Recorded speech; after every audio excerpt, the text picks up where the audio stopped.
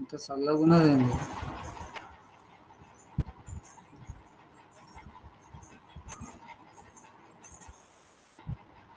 చల్లగా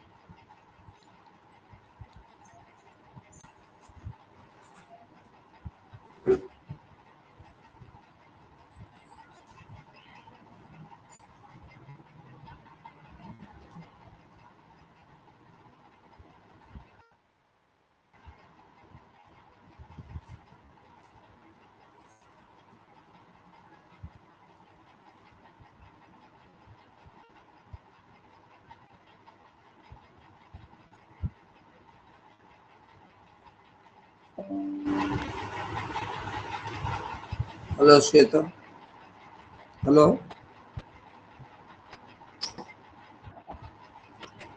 చెప్పావా మీ అక్కకి? చెప్పాను సార్, జాయిన్ అవుతుంది.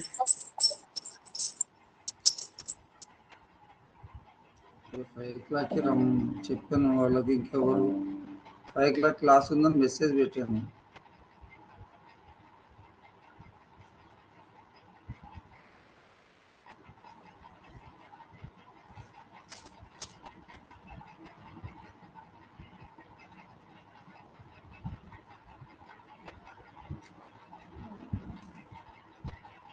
ఇవి తెలుగు బుక్స్ అవి ఉంటాయి కదా, 3rd నుంచి 8th వరకు ఏవైతే ఉన్నాయో రివిజన్ చేయండి ఒకసారి. తర్వాత నిన్న మనం విపినము అనే దాని దాకా చెప్పినట్టున్నా, విపినము కదా. తర్వాత 46ది చూడండి ఒకసారి. ఓపెన్ చేశారా మీరు? Haimavathi madam, Haimavathi hello sir, నీ దగ్గర అది ఉందా? నిన్న పేపర్ పంపించింది గ్రూప్ లో ఉంది, చూసారా? చూసాను సార్. ఆ పేపర్ ఓపెన్ చేసి దాంట్లో 46 క్వశ్చన్ చూడండి. 46 తెలుగులో 46 క్వశ్చన్ చూడు. హలము సీరము అను పర్యాయ పదాలు గల పదం. హలము సీరం అన్నాడు అంటే 1 సీసం, 2 నాగలి, 3 హారం, 4 సారం అన్నాడు. వీటికి పర్యాయ పదాలు దేనికి ఉన్నాయి? హలము మరియు సీరం అంటే నాగలికి ఉంటాయి. నాగలిని మనము హలము అంటాం. ఓకేనా? తర్వాత పారాశర్యుడు ఉత్పత్తి పదాలు ఉంటాయి మనకు. ఈ ఉత్పత్తి పదాలు చెప్పానంటే పారాశర్యుడు అంటే ఏంటంటే ఇక్కడ ఆప్షన్స్ ఏమి ఇచ్చాడంటే 1 పరశురాముని కుమారుడు, 2 పరము శరము తెలిసినవాడు, 3 పరాశరుని కుమారుడు, 4 పరాశరుని శిష్యుడు అని ఉన్నది. సో పారాశర్యుడు అంటే పరాశరుని కుమారుడు అవుతుంది. అది పారాశర్యుడు అంటే పరాశరుని కుమారుని కిందికి అవుతాయి. వ్యుత్పత్తి ఉన్నాయి కొన్ని. నిన్న ఒకటి ఉంది, జలధి అని ఉంది 10th క్లాస్లో. జలధి అంటే జలం నుంచి ఉద్భవించినది, అది వ్యుత్పత్తి, అట్లా రాయాలి. ఈ పారాశర్యుడు అనేది పరాశరుని కుమారుని కిందికి అవుతుంది. నెక్స్ట్ 48ది కార్యము అనే పదానికి వికృతి. కార్యము అనే పదానికి వికృతి అంటే ఇది ప్రకృతి పదం. కార్యం అంటే పని, ఇది ఒకటోది వర్జ్యము అని ఇచ్చాడు, 2 కర్ణము అని ఇచ్చాడు, 3 గర్ణము అని ఇచ్చాడు, 4 పర్ణము అని ఇచ్చాడు. కార్యము అనే దానికి కర్ణము కాదు, అది కర్జము అవుతుంది. కార్యానికి వికృతి ఏంటంటే కర్జము. నెక్స్ట్ 49వది పిల్లి వెంటబడి ఎలుకను తరిమింది. ఈ వాక్యంలో కర్మ ఏది అన్నాడు. చాలా ఈజీ ఇవన్నీ. మొన్న 10th క్లాస్ పిల్లలకు ఇవన్నీ నేను డిస్కస్ చేశాను. 10th క్లాస్ గైడ్ ఉంటే మీ దగ్గర ఆ గైడ్ సింగిడి అనే ఉంటుంది. Guide 1 minute please.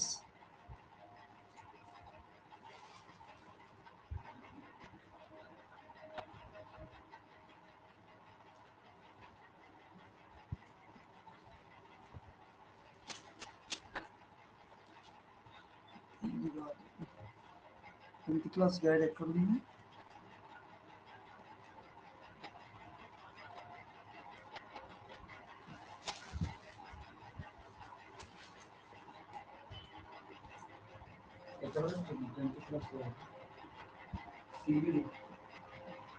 ఓకే సరే, 10th క్లాస్ గైడ్ సింగిడి అని ఉంది. ఆ సింగిడి గైడ్ లోపల ఇవన్నీ ఉంటాయి. 10th క్లాస్ చదివేది ఉంటున్నాము, 10th క్లాస్ చదవచ్చు మీరు. నెక్స్ట్ పిల్లి వెంటబడి ఎలుకను తరిమింది. ఈ వాక్యంలో కర్మ ఏంటంటే పిల్లి అనేది కర్త అవుతుంది. వెంటబడి ఎలుకను తరిమింది. ఇక్కడ ఆన్సర్స్ ఏమి ఇచ్చాడంటే 1 పిల్లి, 2 ఎలుక, 3 వెంటబడి, 4 తరిమింది. ఇక్కడ కర్మ అంటే ఏంటంటే కర్త అంటేనేమో పిల్లి, వెంటబడి అంటే క్రియ అవుతుంది. కర్మ ఎవరు అనుభవించారు? అది ఎలుక. సో ఆన్సర్ ఏమవుతుంది అంటే కర్మ అనేది ఎలుక అవుతుంది. నెక్స్ట్ నవ విధాలు సమాసం పేరేంది అన్నాడు. నవ అంటే 9 అన్నట్టు. ఈ 9 లేకపోతే 2 ఇట్లా వస్తాయి.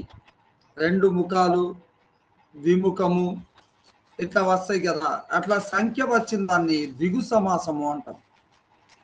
నవ విధాలు అనేది ఏ సమాసం అవుతుంది అంటే ఇక్కడ ఆన్సర్స్ 1 తత్పురుష సమాసం, 2 బహువ్రీహి సమాసం, 3 ద్వంద్వ సమాసం, 4 ద్విగు సమాసం అన్నాడు. సో నవ విధాలు ఏ సమాసం ఉంది? ద్విగు సమాసం. నెక్స్ట్ 51వది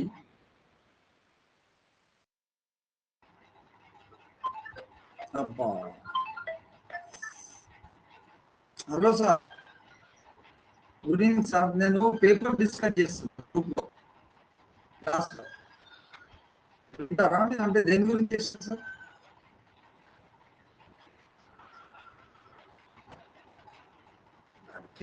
స్కూల్ అంటే అది సార్, అది హనుమకొండ అన్నారు.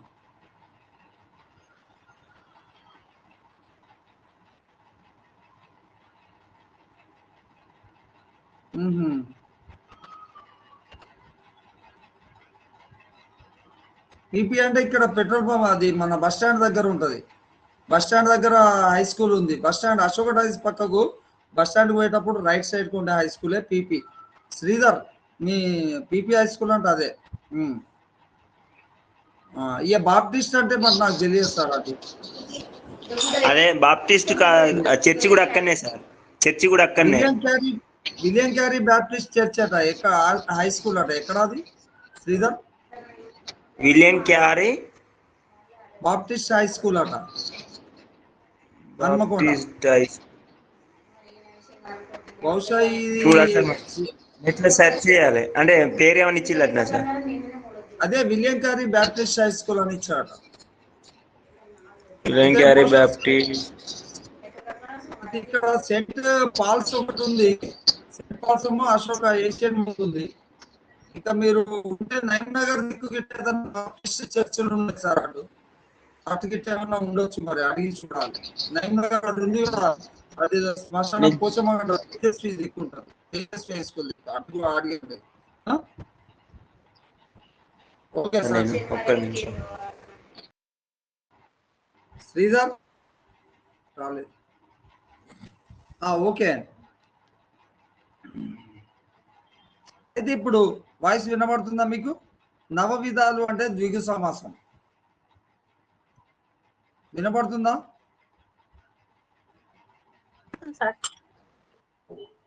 ఓకేనా? నెక్స్ట్ వినబడుతుందా? వినబడుతుంది సార్. ఓకే. మండే ఎండ కొలిమ అన్నట్లుంది, ఇందులో అలంకారం ఏంది అంటే మండే ఎండ కొప్పుల కొలిమ అని చెప్పి అన్నారు ఇక్కడ. ఒకటోది ఉపమాలంకారము, 2 ఉత్ప్రేక్ష అలంకారము, 3 అతిశయోక్త అలంకారము, 4 రూపక అలంకారం. దీంట్లో ఉన్న అలంకారం ఏంటంటే అతిశయోక్త అలంకారం. మండే ఎండ నిప్పుల కొలిమ, నిప్పుల కొలిమిలాగా ఉన్నది అంటే నిప్పుల కొలిమిలాగా దాన్ని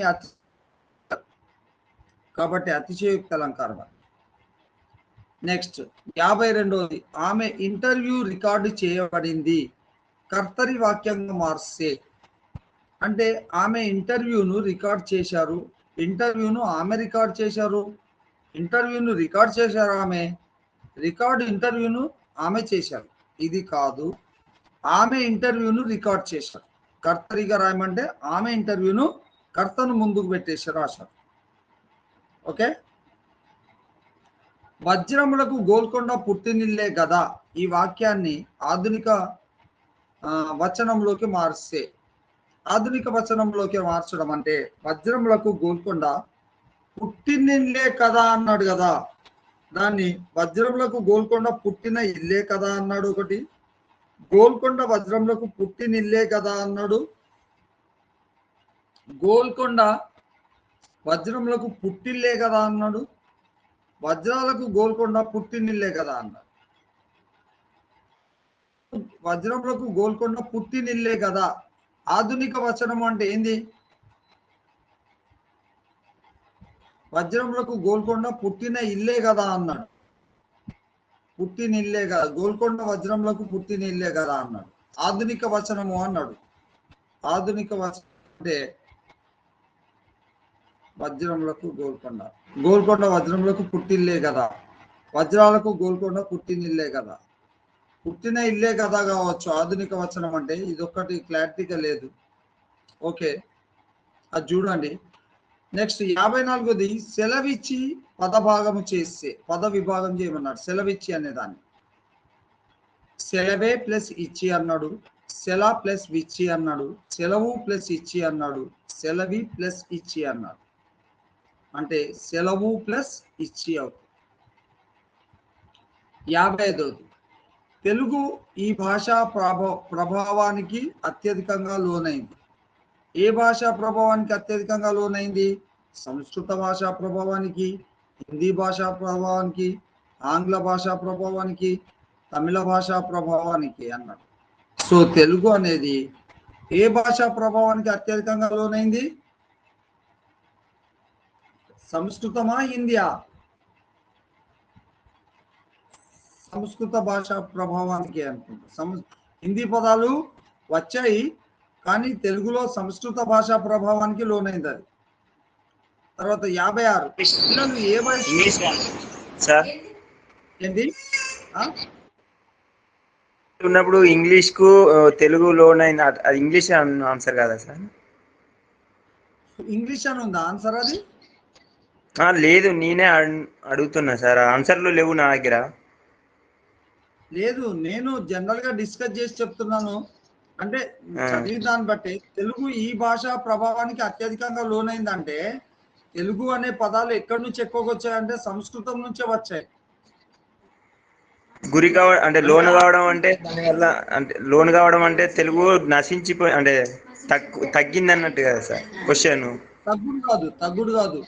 తెలుగు లోపల పదాలు ఉన్నాయి కదా, ఆ పదాలన్నీ ఇక్కడి నుంచి వచ్చాయి అన్నట్టు. లోన్ అవ్వడం అంటే ఏ భాష నుంచి అత్యధికంగా లోన్ అయింది? మనకు హిందీ కాదు, అది హిందీలోంచి. క్వశ్చన్ ఏ భాష అత్యధికంగా అవును, తెలుగు ఈ భాష ప్రభావానికి అత్యధికంగా లోనైంది అన్నాడు. ఈ భాష ప్రభావానికి అంటే ఇప్పుడు తెలుగు అనే దాని లోపల మనం ఎక్కువగా ఏ భాషలోంచి పదాలు గమనిస్తారు చెప్పండి మీరు? విద్య, ఇంకా పోతే విద్యే, ఇంకా పోతే పండితుడు, ఇట్లాంటివన్నీ ఎక్కడి నుంచి వచ్చినాయి? సంస్కృత పదాల నుంచే వస్తాయి. సో ఆ భాషా పదం నుంచే వచ్చినాయి అవి. అట్లా లోనవ్వడం అంటే. నెక్స్ట్ 56వది, పిల్లలు ఏ వయసులో భాషను నేర్చుకోవడానికి సిద్ధంగా ఉంటారు? 2 సంవత్సరాల వయసు నుంచి, 3 సంవత్సరాల వయసు నుంచి, పుట్టుక నుండి వయసు నుంచి పిల్లలు ఏ వయసులో భాష నేర్చుకోవడానికి సిద్ధంగా ఉంటారు? 2 సంవత్సరాలు. భాష నేర్చుకుంటారు పిల్లలు.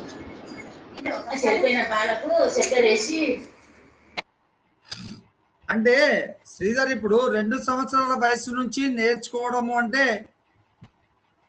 అమ్మ అట్లా ఆవు అని ఉంటది.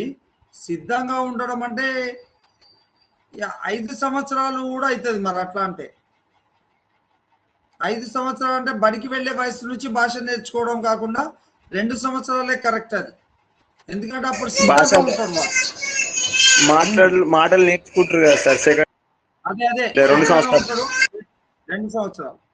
నెక్స్ట్ ప్రణాళికల వలన బోధన ఏమవుతుంది? ప్రణాళికల వలన బోధన 1 కష్టతరం అవుతుంది, 2 సులభతరం అవుతుంది, 3 సందేహాస్పదం అవుతుంది, 4 అస్పష్టం అవుతుంది. ప్రణాళికల వలన బోధన సులభతరం అవుతుంది. అంటే మనం ఏదైనా బోధన చేయాలనుకో లెసన్ ప్లాన్ అంటాం కదా, లెసన్ ప్లాన్ పెట్టుకుంటేనే బోధన ఈజీ అవుతుంది. అర్థమైందా? ప్రణాళిక చేసుకోవాలి దానికి. నెక్స్ట్ కథాకథన కౌశల్యం దీని వలన పెరుగుతుంది. కథాకథన కౌశల్యం అంటే కథ చెప్పడము అనేది దేని వలన పెరుగుతుంది? 1 నాటకీకరణ వలన, 2 కథాబోధన వల్ల, 3 ఏకపాత్రాభినయం వల్ల, 4 వ్యాస రచన వల్ల. అంటే కథాకథనము అంటే బాగా కథ చెప్పడం లోపల దిట్ట కావడము దేని వల్ల అవుతుంది? నాటకీకరణ వల్ల అవుతుందా, కథాబోధన వల్ల అవుతుందా, ఏకపాత్రాభినయం వల్ల అవుతుందా, వ్యాస రచన వల్ల అవుతుందా? కథాకథన కౌశలం. కథాకథన కౌశలము అంటే అది నాటకీకరణ వల్లే అవుతుంది. నాటకాలు వేయడం వల్ల కథలు చెప్పడము అనేది కౌశలం పెరుగుతుంది. నెక్స్ట్ 59వది, దృశ్యోపకరణానికి సరైన ఉదాహరణ. దృశ్యోపకరణం అంటే చూస్తూ నేర్చుకోవడం. 1 tape recorder, 2 radio, 3 gramophone, 4 Doordarshan. TV అనేది దృశ్యోపకరణం, అవునా కదా? దూరదర్శన్ అవును సార్, చూస్తూ నేర్చుకుంటాం. నెక్స్ట్ పిల్లల ప్రాజెక్టు పనులు ఈ రకమైన మూల్యాంకనంలోకి వస్తాయి. పిల్లల ప్రాజెక్ట్ పనులు ఏ రకమైన మూల్యాంకనంలోకి వస్తాయి? 1 నిర్మాణాత్మక మూల్యాంకనం, 2 సంగ్రహణాత్మక మూల్యాంకనం, 3 సంచిత మూల్యాంకనం, 4 లోప నిర్ధారణ మూల్యాంకనం. పిల్లల ప్రాజెక్ట్ పనులు లోప నిర్ధారణ మూల్యాంకనంలోకి వస్తాయి. ఎందుకంటే ప్రాజెక్ట్ వాడు చేస్తాడు, ఆ ప్రాజెక్టు చేయడం వల్ల వాడు దాంట్లో చేసిన లోపాలను నిర్ధారించుకుంటాడు. అంటే లోపాలను నిర్ధారించుకొని దాన్ని సరైన క్రమంలో దాన్ని నేర్చుకుంటాడు. కాబట్టి లోప నిర్ధారణ మూల్యాంకనం అని చెప్పి అంటారు దాన్ని. తర్వాత ఇంగ్లీష్కి వస్తే, ఇంగ్లీష్ లాంగ్వేజ్కి వచ్చాం మనం. ఇక్కడ ఒక పారాగ్రాఫ్ ఇచ్చాడు, ఈ పారాగ్రాఫ్ని బట్టి రాయమన్నాడు. పారాగ్రాఫ్ ఏంటంటే, child psychology is certainly not a strong point with most Indian schools. Why else would it inflict a doubt trauma on a student faring badly in the pre-boards by banning her from taking the exams, often with the total results as evidenced by the reports of student suicides in the run-up to the board. Now the Central Board of Secondary Examination CBSE has stepped in and the brakes on. అంటే దేని మీద ఇచ్చాడు అంటే పిల్లల exams మీద ఇచ్చాడు.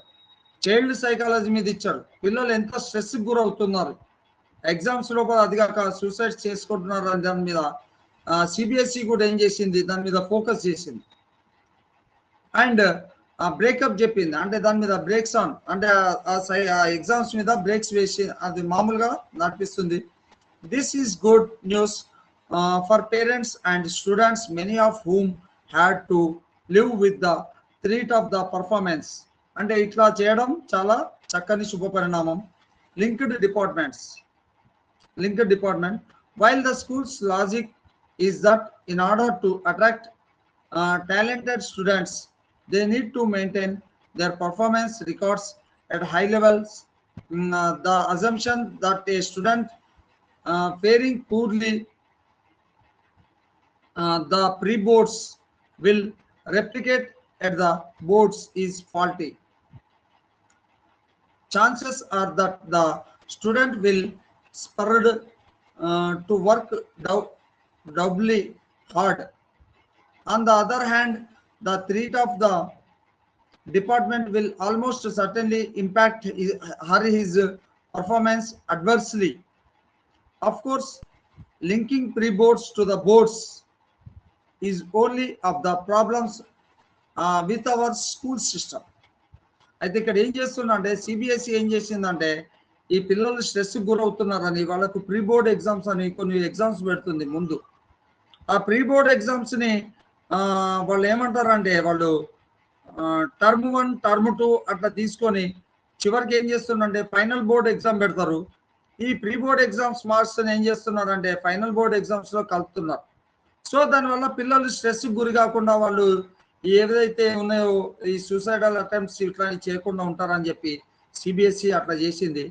అయితే దీని లోపల ఇక్కడ చూడండి, కింద 61 క్వశ్చన్ ఏమి ఇచ్చారంటే, choose the word which is most opposite in meaning of the word spur as used in the passage. Spur అనే దానికి ఏమి ఇచ్చాడు ఇక్కడ, chances are that the student will be spurred to work doubly hard.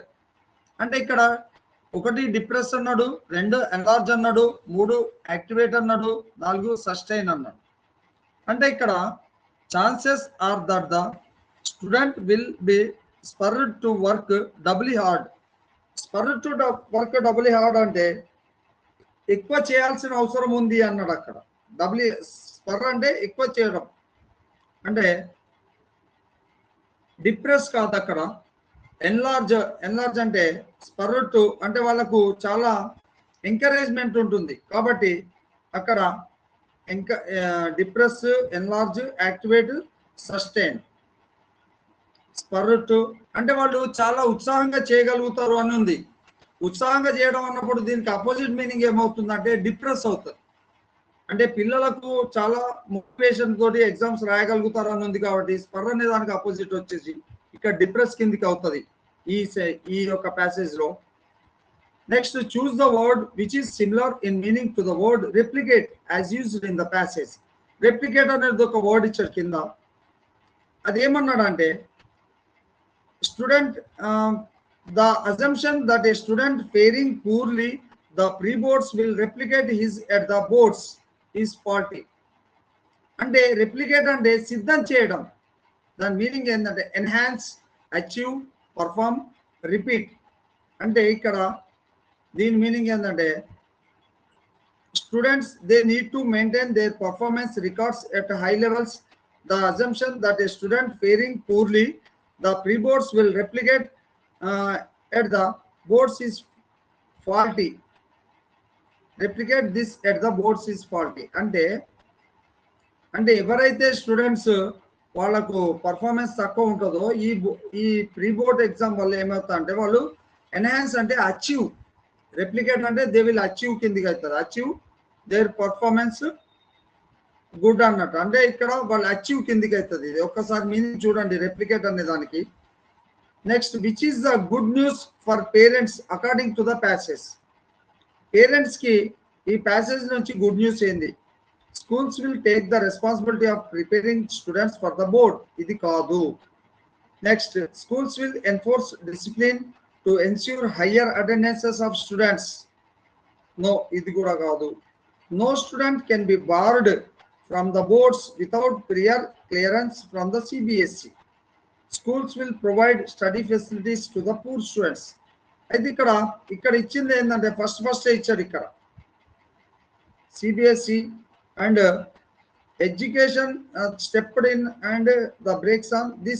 This good news for parents and students, many of whom have had to live with the threat of performance linked department. అయితే ఇక్కడ performance linked department అంటే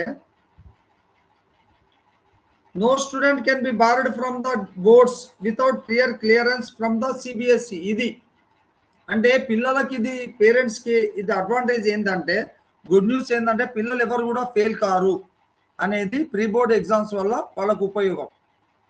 అది correct. అది థర్డ్ది. Next ఫోర్త్ది 64th schools wanted to enforce performance linked departments in order to అంటే schools ఎందుకు enforcement department తీసుకుంటే attract better quality students, get regular grant in aid from the education department. ఇది కాదు. Provide better study material to the students and ఇది కాదు. Make students aware that they would aspire for their all round development. Enforce performance all round development. ఇది లాస్ట్ది correct అవుతాయి. Next, according to the passage, parents had to live with the threat of. అంటే parents ఈ passage లో దేనికి చదువుతున్నారు? A1 అనేది following grades of the their wards and linking performance of their wards in pre boards to the boards, not getting their wards, admitted the quality education, quality schools creating dramatic situation for their wards. ఇది లాస్ట్, ఇది fourth correct. అంటే according to the passage parents had to live with the threat of. Parents ఎందుకు భయపడాలి? Schools ఏం చేస్తున్నాయి? Situation create చేస్తున్నాయి, dramatic situation. ఏంటంటే బై ఫోర్స్డ్ ఎడ్యుకేషన్ అనేది స్కూల్స్ క్రియేట్ చేస్తున్నాయి. సో అది లాస్ట్, ఇది కరెక్ట్. అది నెక్స్ట్ ఇక్కడ 66 చూడండి. వాయిస్ వినబడుతుందా? వినబడుతుంది సార్. ఓకే. 66ది men who are always dash about their poverty అన్నాడు. 66లో ఏమి ఇచ్చాడంటే మట్టరింగ్, మంబ్లింగ్, గ్రంబ్లింగ్, గ్రోనింగ్ అన్నాడు. Men who are always dash about their poverty, complaining of their difficulties, whining అంటారు. వైనింగ్ దట్ ఈస్ 67 ఏమి ఇచ్చాడు? ఓవర్, అబౌట్, వితౌట్ అన్నాడు. There troubles and thinking that in this world is happiness out of life or achieve dash success అన్నాడు. Dash success అంటే ఇక్కడ ఏమంటున్నా అంటే men who are muttering, mumbling, grumbling, groaning. Muttering, mumbling అంటే ఎవరైతే భయపడుతుంటారు, men who are mumbling about their poverty, complaining of their difficulties, whining over their troubles. అక్కడ whining over అని వస్తుంది, over their troubles. And thinking that 68లో thinking that dash in this world is mean and poor, thinking that a lot, lots, over a lot, their lot. Thinking that a lot in this world, a lot అని వస్తుంది అక్కడ. in this world and poor. 69 ఏమి ఇస్తాడంటే poor, would, will, should, may. would అని వస్తుంది అక్కడ. would in this world is happiness. would in this world is mean 69 కదా. would never get, should never get any happiness out of life or achieve the success, any or achieve the success. Last the the success అవుతుంది. ఇక్కడ should never get any happiness, would never get any happiness, will never కాదు, would never వస్తుంది. would get any happiness out of life or achieve the success. Achieve the success ఉంటుంది. Any success ఉండదు, some success ఉండదు, the success అది. Next identify complex sentence from the following అన్నారు. Complex sentence అంటే we read books but they watch TV. If you search for it in the school, you will get it. You go there or they will not give you. She is not only good in English but also good at maths. ఈ complex sentence అనేది that is lost sentence complex అవుతుంది. She is not అక్కడ, ఇక్కడ not only but also అనేది వచ్చింది కదా, అది complex sentence కిందకి అవుతుంది. Next he woke up to hear the sound of bells dash in the distance. Choose the right option to fill the blanks. Clanging, banging, buzzing, whistling. He woke up to hear the sound of bells dash అంటే buzzing in the distance, whistling in the distance, banging in the distance, sound of bells. bells కి sound ఏమొస్తుంది? Banging వస్తుంది, banging of bells. Whistling కాదు, banging. Bell buzzing కూడా అవుతుంది కదా, buzzing of bells, big bang, banging, buzzing of bells.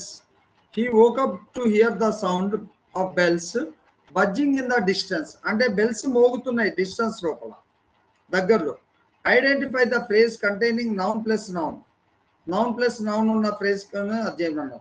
Strong light అన్నాడు, shed light అన్నాడు, ఏ light source అన్నాడు, ఏ రే ఆఫ్ లైట్ అన్నాడు. ఇక్కడ నౌన్ అండ్ నౌన్ ఏది ఉంది? ఇక్కడ స్ట్రాంగ్ అంటే అది అడ్జెక్టివ్ అవుతుంది, నౌన్ కాదు. లైట్ అవుతుంది, stead light, a light source, a ray of light. లాస్ట్ది ఏ రే ఆఫ్ లైట్ అవుతుంది అనుకుంటా. రే అన్న నౌనే, లైట్ అన్న కూడా నౌన్ అవుతుంది. Noun plus noun. Next Amruta is getting married next month. Amruta will get married next month. Read the sentence A and B. Choose the correct. ఏది correct దీంట్లో? Amruta is getting married next month అనేది ఉంది. Amruta will get married next month. ఆ రెండోది B correct అవుతుంది. B correct. Amruta is getting married అనేది ఉండదు. Amruta will get married in the next month అనేది ఉంటుంది. Next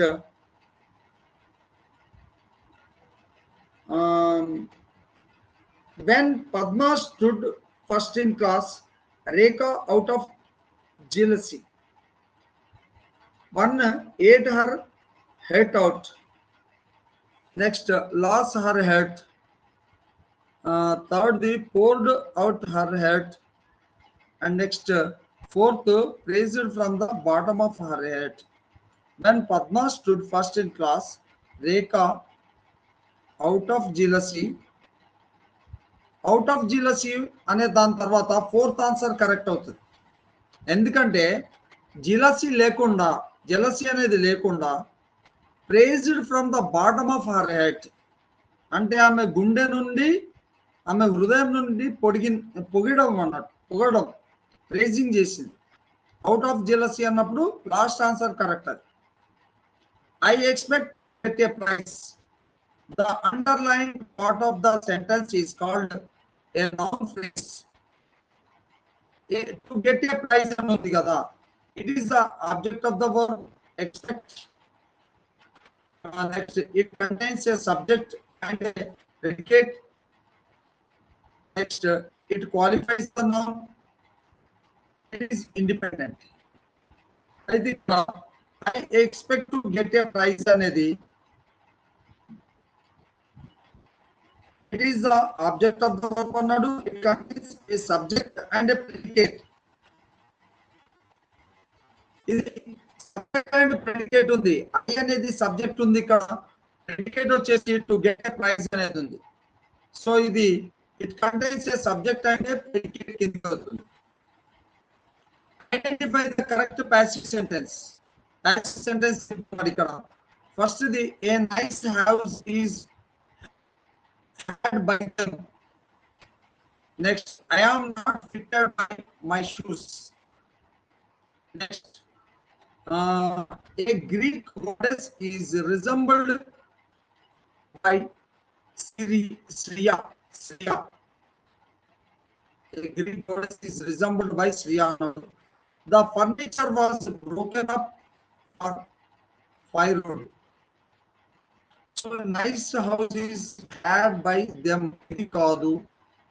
I am not fitted by my shoes. A Greek goddess is resembled with by. So the furniture was broken by someone. Okay, the furniture was broken by someone for firewood. Correct. ఇది passive voice లో correct. అది was broken అంటే ఎవరితోటో broken చేయబడ్డది. అక్కడ చేయబడడం Ravana was killed by Rama. ఇది furniture was broken up for firewood. ఇది fourth answer passive voice. Next they ought to be more sensible. Choose the correct question. Sir voice break అవుతుంది sir. Voice break అవుతుందా? ఇప్పుడు ఓకేనా? హలో, ఇప్పుడు ఓకేనా? అట్లనే వస్తుంది సార్. మీ వీడియో స్టక్ అయిపోయింది, వాయిస్ కూడా స్టక్ అవ్వకుండా వస్తాను సార్. వీడియో స్టక్ అయిందా? వీడియో